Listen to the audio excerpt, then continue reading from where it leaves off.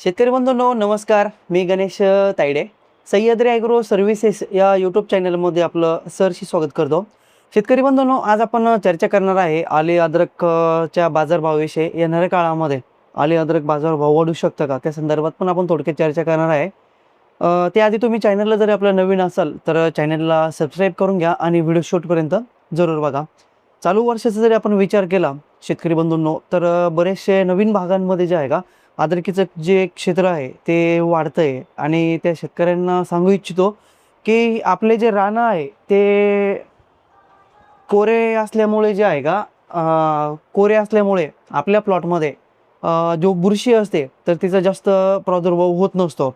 त्या अनुषंगाने आपण सुरुवातीच्या काळापासूनच व्यवस्थित नियोजन करणं खूप गरजेचं आहे. आता त्यामध्ये जर आपण नियोजन करायचं ठरलं तर काय की सुरुवातीची जी आपण नांगरटी जे करतो असं समजावं, तर ती व्यवस्थित एक साधारणपणे 1 महिन्यापर्यंत तरी आपलं शेत तापलं पाहिजे.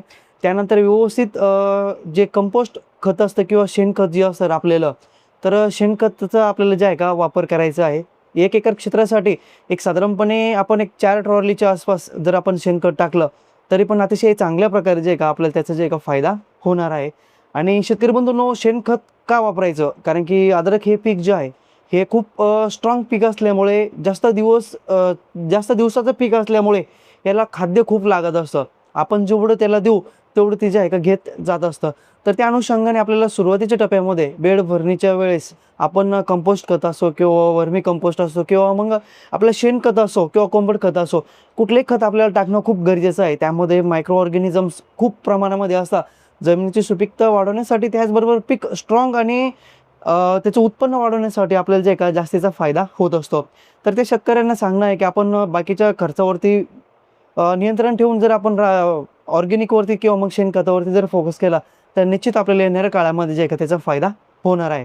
त्याचबरोबर जर आपण आज एक 28 एप्रिल 2026 आहे आणि आजचे जे आलेचे जे बाजारभाव आहे एक साधारणपणे 3,000 रुपयापासून तर एक 3400-3500 रुपयापर्यंत प्रति क्विंटल प्रमाणे जे आहे का जागेवर जे आहे का खरेदी झालेली आहे.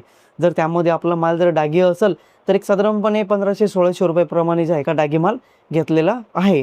त्यानंतर व्यापारी बांधवांना एक विचारलं असता, एक त्यांच्या अंदाजानुसार त्यांनी सांगितलं की येणाऱ्या काळामध्ये एक 8-10 दिवसामध्ये समजा आणखीन थोडेफार बाजारामध्ये जे आहे का चेंजेस होऊ शकता, असं त्यांनी जे एक अंदाज दिलेला आहे.